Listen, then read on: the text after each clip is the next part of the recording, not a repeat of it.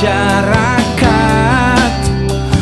MOC Pintar, belajar mandiri, pintar bersama. Assalamualaikum warahmatullahi wabarakatuh. Salam sejahtera bagi kita semua. Sobat pelatihan yang saya hormati, apa kabarnya pada hari ini? Saya berharap sobat pelatihan semua dalam keadaan sehat walafiat. Baik, saya kali ini akan menyajikan satu materi yang sangat menarik menurut saya dan mudah-mudahan menurut sobat pelatihan juga seperti itu, yaitu terkait dengan komunikasi efektif. Jadi komunikasi efektif adalah hal yang biasa dilakukan terutama oleh penyuluh agama dalam memberikan materi penyuluhannya. Baik sobat pelatihan, saya akan mulai dari kenapa sih kita harus mempelajari materi komunikasi efektif ini. Komunikasi bukan sesuatu yang mudah sesungguhnya untuk dipelajari, walaupun banyak orang yang menganggap bahwa komunikasi adalah sesuatu yang seringkali dilakukan oleh manusia, bahkan sejak lahir kita sudah berkomunikasi. Di sobat pelatihan, untuk deskripsi singkat mata pelatihan ini ada 3 hal ya yang akan nanti kita pelajari bersama-sama. Yang pertama adalah kemampuan mendengarkan dengan empati. Kemudian yang kedua, teknik presentasi yang menarik yang bisa dilakukan oleh penyuluh agama. Dan yang ketiga adalah keterampilan menulis yang jelas. Ya, untuk tujuan dari pembelajaran ini tentu saja agar kita semua terutama untuk penyuluh agama mampu menerapkan bagaimana teknik komunikasi yang efektif dalam menjalankan tugas dan fungsi jabatannya sebagai penyuluh agama. Kita akan mulai dari materi yang pertama, yaitu pengertian keterampilan mendengarkan. Nah, tentu saja hal ini seringkali diabaikan oleh para pembicara ya. Saya berharap penyuluh agama tidak mengabaikan ini dalam kegiatan menyampaikan materi penyuluhannya. Apa itu keterampilan mendengarkan? Sesungguhnya keterampilan mendengarkan ini tidak menurut saya pribadi ya, tidak sesuatu yang mudah dipelajari begitu. Karena banyak sekali orang yang tidak bisa mendengarkan, hanya mampu berbicara. Jadi keterampilan ini kita ingin mengabdikan perhatian penuh kita kepada pembicara. Dalam hal ini kalau di sisi penyuluh agama, audien kita yang berbicara dan kita yang mendengarkan. Jadi kita juga akan nanti memberikan respon yang bijak terhadap apa yang mereka katakan. Nah, fungsinya tentu saja ya, sobat pelatihan, dengan mendengarkan kita akan mampu memahami apa yang mereka inginkan ya. Dan ini seringkali sekali lagi diabaikan oleh banyak pembicara kita. Seringkali mereka menomorsatukan apa yang ingin disampaikan, tetapi kemudian mengabaikan apa yang audien kita bicarakan. Kemudian yang berikutnya, untuk keterampilan mendengarkan ini ada beberapa tahapan ya yang bisa kita lakukan. Yang pertama yaitu pastinya kita harus mendengarkan. Jadi tidak mungkin ya keterampilan ini kita peroleh kalau kita tidak melakukan kegiatan mendengarkan atau hearing ya. Yang kedua, setelah mendengarkan apa yang kita akan lakukan? Di sini ada tahapan yang kedua yaitu understanding, memahami. Bagaimana menghubungkan informasi baru ya dari audien kita ya, seandainya mereka kemudian menanggapi apa yang kita sajikan, kemudian ada ingin menyampaikan informasi baru kepada kita. Nah, ini perlu kita dengarkan, perlu kita pahami. Dan kemudian kalau misalnya mereka menyampaikannya dengan tidak begitu jelas, kita harus mengklarifikasi. Bagaimana caranya? Tentu saja sobat pelatihan banyak yang sudah melaksanakan ini, yaitu dengan menanyakan kembali ya, kemudian juga bisa menuliskan ya beberapa pesan yang mereka sampaikan kepada kita. Baru yang kemudian tahap ketiga selanjutnya adalah remembering atau mengingat ya. Mengingat tentu saja tidak semua orang mampu untuk mengingat dengan baik. Oleh karenanya sobat pelatihan perlu tools ya, perlu alat untuk bagaimana caranya mengingat apa yang mereka sampaikan, bisa dengan cara menyiapkan alat tulis ya dan menulis poin-poin apa yang mereka katakan kepada kita.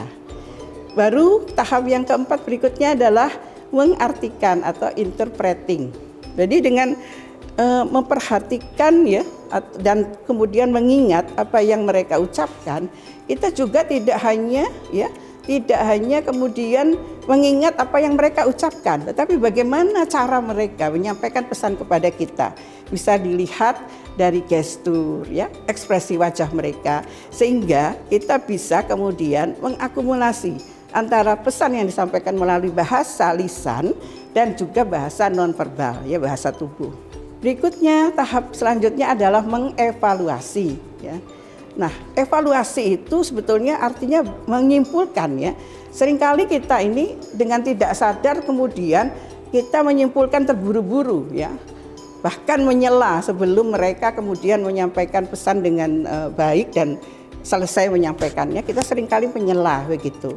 Sehingga kita ini perlu sabar ya dalam tahap evaluasi ini ya. Yang terakhir adalah responding ya. Merespon apa yang mereka bicarakan. Misalnya mereka berbicara, kita mendengarkan dengan tersenyum, kemudian mengerjitkan dahi ya apabila mungkin kita tidak paham dan lain sebagainya ya, bisa mengangguk begitu ya. Nah, ini adalah tahapan-tahapan dalam keterampilan mendengarkan. Ada yang disebut dengan keterampilan mendengarkan dengan empati. Ini pokok bahasan inti yang pertama ya dari materi komunikasi efektif. Ada kata empati yang mengikuti keterampilan mendengarkan. Tentu saja empati di sini kita mencoba memahami, merasakan bagaimana sudut pandang orang lain pada saat berkomunikasi. Jadi tidak hanya kemudian kalimat verbal atau lisan yang mereka keluarkan yang kita pahami, tetapi melihat secara keseluruhan. Dan kita memposisikan diri kita mencoba menjadi mereka, menjadi audiens. Nah, begitu sobat pelatihan. Nah, untuk mencoba bagaimana sih cara mendengarkan dengan empati, ada 7 tips yang bisa kita lakukan, pelajari ya. Yang pertama adalah bahwa kita nggak boleh langsung menghakimi ya, tidak boleh langsung menghakimi, kemudian kita langsung memutuskan bahwa audiens itu tujuannya seperti ini ya, berbicara itu tidak boleh. Jadi tidak menghakimi. Jadi kita fokus dulu ya kepada orang yang berbicara, kepada audiens dengan sudut pandang mereka, dan kita coba mengerti, memahami kenapa sih mereka mengatakan itu. Nah, begitu ya. Jadi ini memang hal yang nggak mudah sebetulnya. Jadi kita harus mengesampingkan ego kita gitu. Yang kedua adalah pusatkan perhatian. Ya, ini ya seringkali kita kalau berbicara begitu ya.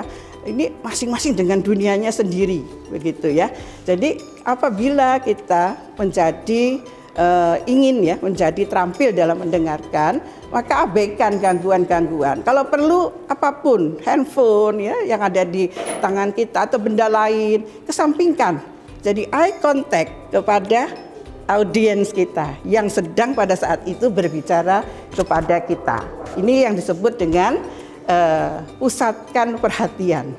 Baik, sobat pelatihan yang saya banggakan, yang ketiga dalam tips untuk mendengarkan yang baik ya, mendengarkan dengan empati, yaitu kita mencoba untuk mendengarkan dengan cermat.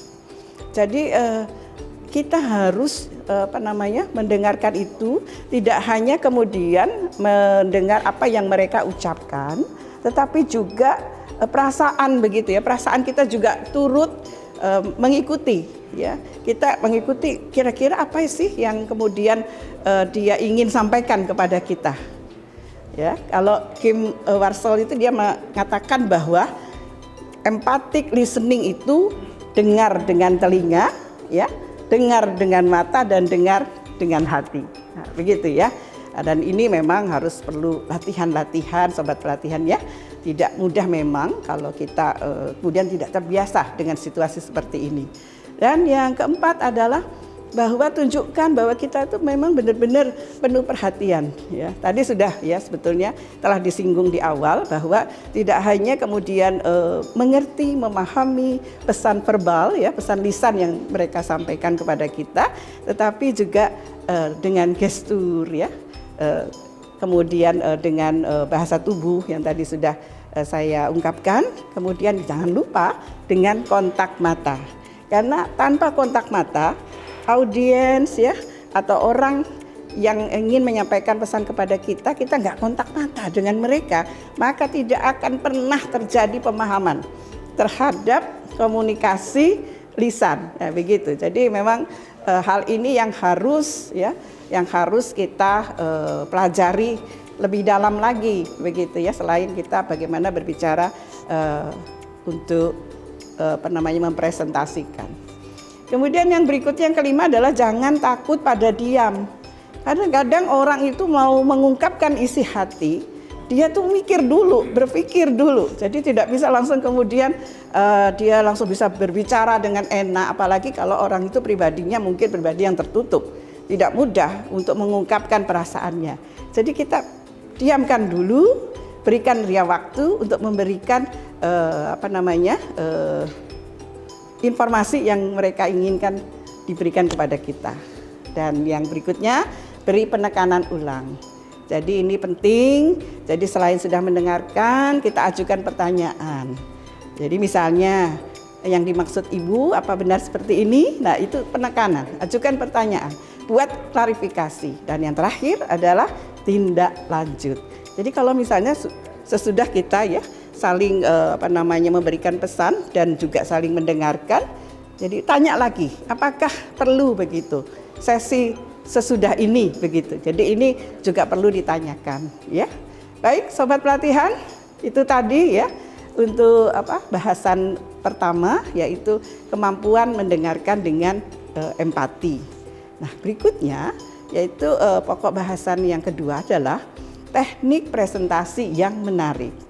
Jadi di sini saya bagi menjadi dua bagian, apa itu persiapannya seperti apa. Kemudian yang kedua nanti jenis-jenis teknik presentasi yang menarik itu apa saja begitu ya, yang bisa kemudian nanti sobat pelatihan pergunakan pada saat menjalankan tugas. Yang pertama, presentasi perlu disiapkan. Apapun kegiatan pasti ada persiapannya. Jadi kita menggunakan 4W ya, 1H gitu ya. Biasanya 5 ya. Kita menggunakan yang ini 4W 1H. Yang pertama, who. Siapa sih ya audiens yang kita ajak bicara? Kemudian kebutuhan mereka apa? Ya, terkait dengan kita dihadirkan ya, kita ingin menyampaikan itu kita harus tahu dulu. Jadi kebutuhan mereka apa sehingga presentasi yang kita sajikan akan berkaitan dengan kebutuhan mereka. Kalau itu yang dilakukan oleh sobat pelatihan, maka tentu saja pasti ya presentasi kita akan jadi menarik, akan jadi disenangi karena sesuai dengan kebutuhan mereka. Yang kedua sekarang, why? Apa sih tujuan presentasi? Kenapa kita diundang begitu ya dalam kegiatan tersebut? Nah, ini hampir mirip dengan tadi, kita harus tahu begitu. Tujuan ini untuk mereka itu, kebutuhan mereka apa? Ini harus sinkron begitu ya. Kenapa kita diundang itu juga harus tahu kita, menanyakan pada diri sendiri. Jadi dalam rangka apa sih gitu ya presentasi ini kita sampaikan kepada mereka. Kemudian yang berikut, yang ketiga adalah what? Topik apa yang disampaikan? Apakah audiens kita itu hanya mendengarkan secara umum begitu ya? Atau mereka ya perlu penjelasan secara detail. Dan ini ada hubungannya nanti dengan manajemen waktu pada saat ya sobat pelatihan akan menyampaikan presentasi. Yang keempat, when ya, jam berapa ya? Jam berapa presentasi kita dimulai? Nah, ini ada kaitannya dengan perhitungan kita kedatangan kita gitu ya ke tempat presentasi. Jangan sampai sobat pelatihan ya, walaupun kita sudah kenal dengan audiens kita, jangan sampai kita terlambat ya dari waktu yang ditentukan. Jadi begitu. Nah, yang terakhir ini ya dari sisi waktu juga ya, kapan kita melaksanakan presentasi? Apakah pagi atau siang hari atau sore hari? Karena ini juga akan mempengaruhi begitu ya. Kalau di jam pagi presentasi kita tentu saja ya mungkin agak serius-serius sedikit, nggak apa-apa. Tapi kalau sudah di sore kita kemudian kita masukkan ya joke ya atau humor-humor. Nah, nanti kita bicara tentang teknik humor ya. Nah, ini juga menentukan ya apakah presentasi kita itu akan berhasil atau tidak, akan menarik atau tidak. Dan yang terakhir adalah how. Berapa lama sih Anda diharapkan untuk berpresentasi. Ya, ini cara kita memanage untuk keseluruhan ya dari presentasi yang ingin kita sampaikan. Baik sobat pelatihan yang saya banggakan, kita sudahi dulu ya untuk sesi pertama kita. Nanti kita akan sambung kembali di sesi kedua dengan materi yang berikutnya.